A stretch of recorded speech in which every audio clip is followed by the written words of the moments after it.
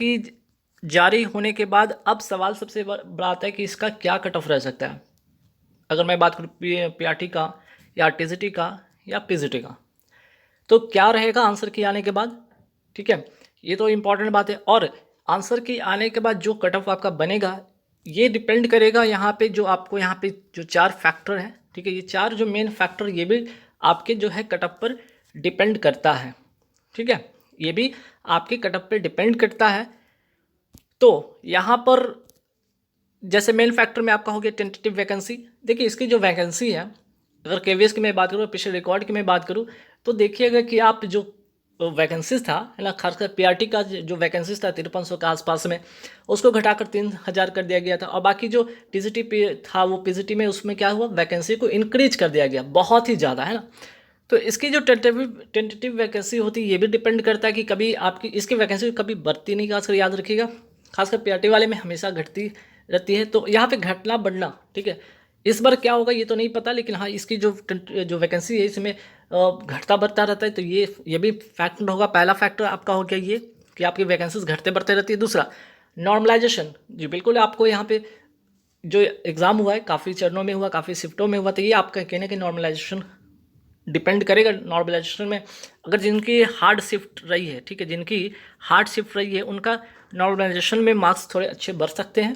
ठीक है, अगर जिनका 110 के आसपास में है, 120 के आसपास में है, या इवन आपका 105 के आसपास में, 100 के आसपास में, तो ये नॉर्मलाइजेशन में आपका एक अगर वो शिफ्ट हार्ड रहा होगा तो डेफिनेटली वहाँ से आपके स्कोर अच्छे बढ़ सकते हैं। अब इंटरव्यू में बात हो रही है कि यहाँ पे 3 गुने को बुलाया जाएगा, है ना, 3 गुना को बुलाया जाएगा, या फिर यहाँ पे कुछ लोग 4 गुना कह रहे हैं, या अलग अलग सभी का है ना धारणा है यहाँ पे। लेकिन ऑफिशियल नोटिफिकेशन के अकॉर्डिंग तो यहाँ 3 गुना, लेकिन 4 गुना बुलाते हैं कि 5 गुना बुलाते हैं। अगर ज़्यादा गुना बुलाएंगे तो जाहिर सी बात है कि इंटरव्यू को कंडक्ट कराने में परेशानी होगी। अब मुझे नहीं लगता है कि यहाँ पे 3 गुना से ज़्यादा लोगों को बुलाया जाएगा। अब बात है पेपर लीक का मामला भी है। पेपर लीक हुआ है तो अभी एक जो ऑफिशियल नोटिस आई है, ठीक है, एक ऑफिशियल आज जो नोटिस आई है ये भी ध्यान रखिएगा, 9/3/2023 की एक नोटिस आई है पेपर लीक को लेकर कि जो 28 वाला, ठीक है ना, 28 फरवरी 2023 की जो सेकंड शिफ्ट वाली पेपर है, ठीक है, सेकंड शिफ्ट वाली जो पेपर है पीआरटी की, उसको कैंसिल कर दिया गया। और ये पीआरटी का जो पेपर कैंसिल किया गया ये कुछ जो सेंटर है उसका कैंसिल किया गया, जैसे बिहार का कुछ सेंटर है वहाँ पे इसकी जो है पीआरटी वाले पेपर को कैंसिल कर दिया गया। और इसकी जो अगली जो तिथि निर्धारित किया गया है 11 मार्च 2023 को तिथि निर्धारित किया गया है ना। तो कुछ जो भी जो सेंटर ये जहाँ पे बिहार वाले कुछ सेंटर पे अगर जो कैंडिडेट अगर एग्ज़ाम दिए थे सेकंड शिफ्ट में पीआरटी वाले, तो उनके लिए एक नोटिस है, ध्यान दे दीजिएगा। आप लोगों को फिर से 11 मार्च को फिर से पेपर जाके देना होगा। तो ये तो हो गया। अब मैंने यहाँ पे 3 जोन में इसको बांटा है। एक तो रेड जोन हो गया, ठीक है, एक रेड जोन हो गया, एक येलो जोन हो गया, और तीसरा जो हो गया आपका ग्रीन जोन। ठीक है, तो ये 3 जोन में मैंने बांटा है कट ऑफ को कि क्या रह सकता है कट ऑफ। अब इस तक बहुत सारे ऐसे सवाल लोगों ने पूछा कि और ठीक है अगर 110 होगा तो क्या इंटरव्यू में बुलाया जाएगा, 105 होगा, 100 होगा, या 99 होगा, 95 होगा।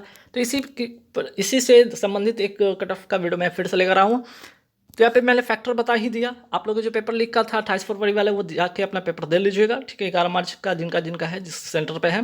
तो येलो जोन वाले देखिए, यहाँ पे येलो जोन वाले में क्या है, पीआरटी की मैं बात करूँ यहाँ पे, चाहे वो यहाँ पे जनरल कैटेगरी की मैं बात करूँ, अगर जिनका 110 आ रहा है, ठीक है, जनरल कैटेगरी 110 आ रहा है, ओबीसी कैटेगरी 107 के आसपास में है, एससी कैटेगरी 98 है, और एसटी कैटेगरी आप पीआरटी में अगर इतना है, और जनरल ओबीसी की मैं बात करूँ इसके बीच में आता है ईडब्ल्यूएस, तो 107 से ऊपर 8-9 के आसपास में रहेगा।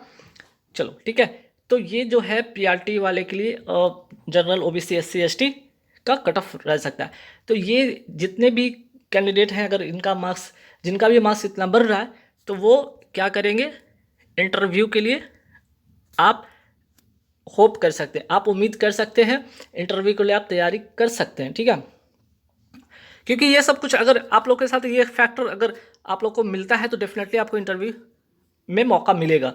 टीजीटी की मैं बात करूं तो जनरल कैटेगरी के 120 अगर बन रहे हैं आपके मार्क्स, ओबीसी 118 के आसपास बन रहे मार्क्स, या एससी 115 और एसटी 110, तो भी आप लोग इंटरव्यू के लिए आप तैयार रहेंगे। ठीक है, अगर मैं बात करता हूँ पीजीटी अगर मैं बात करूँ, जनरल का 125, ओबीसी का 122, एससी का 120 और एसटी का 115, तो भी आप लोग इंटरव्यू के लिए तैयारी कर सकते हैं। तो ये तो हो गया येलो जोन वाला, है ना। येलो जोन में कैंडिडेट हैं, बिल्कुल निराश नहीं होंगे, डेफिनेटली आप तैयारी करेंगे, डेफिनेटली यहाँ से तैयारी करेंगे। मैं फिर से बता रहा हूँ, ये जो जितने भी मैंने फैक्टर बताए, ये कहीं ना कहीं फैक्टर आपको एक बेनिफिट पहुँचाएगा, और बेनिफिट के आधार पर आपको इंटरव्यू कॉलिंग में जा सकते हैं, इंटरव्यू में जाएंगे, वहाँ पे अच्छे मार्क्स लेकर आएंगे। क्योंकि इंटरव्यू और डेमो में अगर आप अच्छे मार्क्स लाते हैं, अगर आपका कम भी मार्क्स यहाँ पे है, अगर इंटरव्यू में आप 40 से 50 मार्क्स भी लाने में सक्सेस होते हैं, डेफिनेटली यहाँ से सिलेक्शन आपका करीब करीब हो जाएगा। ठीक है, ये तो हो गया आपका येलो जोन। अब चलिए, येलो जोन के बाद हम बात कर रहे थे अभी कि मैंने अभी बताया था कि ग्रीन जोन। अब ग्रीन जोन में कौन से लोग हैं शामिल, ध्यान रखिएगा। जिनका भी मार्क्स, अगर मैं बात करूँ पीआरटी, जिनका भी मार्क्स जैसे जनरल कैटेगरी 130 है, ओबीसी 125 है या आसपास में है, ठीक है, एससी 122 के आसपास में है, एसटी 120 के आसपास में है, तो ये 100%, ठीक है, ये 100% इंटरव्यू, ये 100% इंटरव्यू की क्या करेंगे, तैयारी करेंगे, आप तैयारी करेंगे। ठीक है, 100% आप इंटरव्यू की तैयारी कर रहे हैं, ध्यान रखिएगा। जिसमें कि आपको जो 60 मार्क्स का इंटरव्यू है, ठीक है, 60 मार्क्स का ये क्या है, इंटरव्यू है, तो इसमें आप बेहतर प्रदर्शन करेंगे। ठीक है, बेहतर प्रदर्शन करेंगे अपने अकॉर्डिंग। अगर एवरेज मार्क्स भी आता है, मिनिमम भी स्कोर आता है 25 से 35 के आसपास में, 25 से 35 के आसपास में, तब भी आपका यहाँ पे फाइनल सिलेक्शन हो जाएगा। वही बात करते हैं टीजीटी की, अगर मैं देखूँ यहाँ पे तो 135 जिनका आ रहा है, ओबीसी 130 जिनका भी आ रहा है, एससी 125 के आसपास में, एसटी 122 के आसपास में। मैं यह ग्रीन जोन इसलिए लिखा हूँ कि जिनका भी ये मार्क्स है, तो यहाँ से ये 100% श्योर है, यहाँ से 100% का क्या है, सिलेक्शन तय है। ठीक है, इसलिए कि यहाँ पे 100% क्या है इनका, यहाँ से सिलेक्शन है, क्योंकि ये मैक्सिमम मार्क्स वाले हैं ना लोग, मैक्सिमम मार्क्स वाले, तो डेफिनेटली यहाँ से आप निश्चिंत रहेंगे। वहीं पीजीटी की मैं बात करूँ 140 के आसपास में है जनरल कैटेगरी, ओबीसी 138, एससी आपका अगर 135 है और एसटी 130 है, तो यहाँ से डेफिनेटली आप फाइनल सिलेक्शन की ओर जा रहे हैं, है ना। तो ग्रीन जोन वाले के लिए 100% आपका इंटरव्यू के साथ साथ फाइनल सिलेक्शन तय है। येलो जोन वाले के लिए एक मौका बन सकता है, एक अपॉर्चुनिटी बन सकता है, जहाँ पे इंटरव्यू आप जा सकते हैं इंटरव्यू में, और इंटरव्यू में आप वहाँ पे क्या कर सकते हैं, आप बेहतर प्रदर्शन करेंगे, वहाँ से आप फाइनल सिलेक्शन की ओर जा सकते हैं। तो ग्रीन जोन, येलो जोन, ठीक है। चलिए, ये रहा ग्रीन जोन की बात। येलो जोन की मैंने बात कर ली, तो फैक्टर में मैंने बता दिया था, और ग्रीन जोन के लिए कोई फैक्टर नहीं भाई, उनका अच्छे मार्क्स है, तो डेफिनेटली यहाँ से आप जा रहे हैं आगे। ठीक है, अब आती है बारी यहाँ पे रेड जोन, है ना। अब यहाँ से बारी आती है रेड जोन।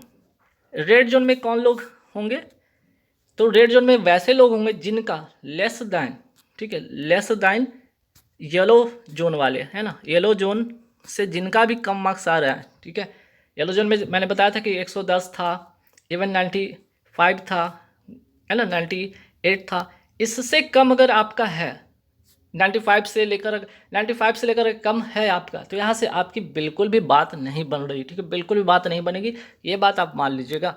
तो रेड जोन की मैंने जो बातें किया, यहाँ पे ध्यान रखिएगा। रेड जोन वाले, ठीक है, रेड जोन वाले अगर आप येलो जोन से, ठीक है, येलो जोन से आप अगर कम हैं, ठीक है, येलो जोन से आप अगर कम हैं, तो यहाँ पे आप नहीं जा पाइएगा आगे। ठीक है, कहने का मतलब कि अगर ये मार्क्स जो जनरल कैटेगरी से अगर कम आ रहा है, 110 से कम आपका आ रहा है पीआरटी में, तो नहीं जा पाइएगा रेड जोन में। मतलब 110 से कम है, नहीं बात बनेगा। टीजीटी अगर जनरल 120 से कम है तो भी बात यहाँ नहीं बन पाएगा। ठीक है, और 125 से अगर पीजीटी में कम है जनरल कैटेगरी, तो बात नहीं बन पाएगा। वहीं अगर मैं एसटी कैटेगरी की बात करूँ, अगर 95 से कम बढ़ रहा है आपका, ठीक है, पीआरटी में, तो यहाँ से आपके लिए मुश्किल हो जाएगा। 110 से कम है तो भी मुश्किल आप में है आप, और 115 से पीजीटी वाले हैं तब भी आप रेड जोन में। तो ये आपका फिर ये टोटल फिर डिपेंड करेगा लक बाय चांस, है ना। यहाँ पे 100% फिर लक बाय चांस होगा, यहाँ पे डेफिनेटली बिल्कुल कुछ भी नहीं है। तो बस यही था।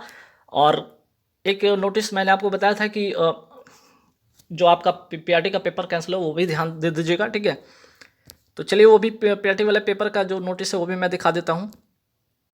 तो देखिए यहाँ पे 9 मार्च 2023 का क्या नोटिस आया है, तो पीआरटी का जो एग्ज़ाम है, ठीक है, वो एग्ज़ाम कैंसिल हो गया है, ठीक है। पीआरटी एग्ज़ाम क्या हुआ है, यहाँ से कैंसिल कर दिया गया है, तो ये बात आप ध्यान दीजिएगा।